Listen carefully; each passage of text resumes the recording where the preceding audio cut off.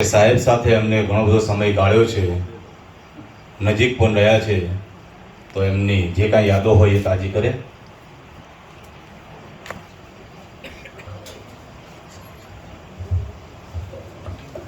આજની પંચમહાલ જિલ્લાના વિભાગીય નાયબ પોલીસ અધિક્ષક અને સર્વ ધર્મ સંભાવને માનનારા, શાંતિ સલામતી અને સદભાવને વરેલા માનનીય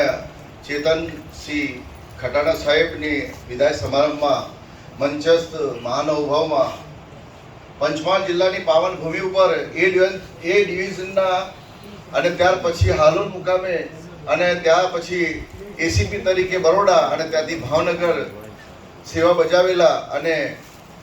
આજે પંચમહાલ જિલ્લા નાયબ પોલીસ અધિક્ષક તરીકે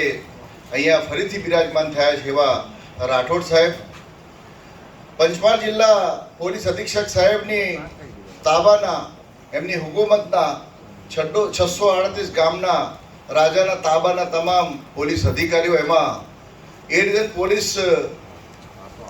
ઇન્સ્પેક્ટર શ્રીમાન રાજુભાઈ મુધવા સાહેબ, અમારા બી ડિવિઝન હુકુમતના માન્ય પી.કે. અસોડા સાહેબ, અમારા શહેરા પોલીસ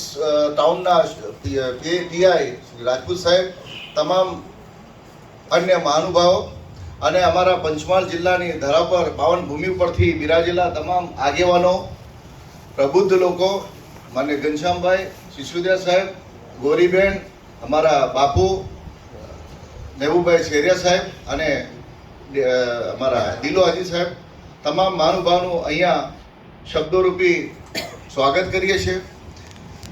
સાહેબ, આજે હકીકતમાં આ પાવન ભૂમિ પરથી તમામ લોકોના હૃદય સમ્રાટ બનેલા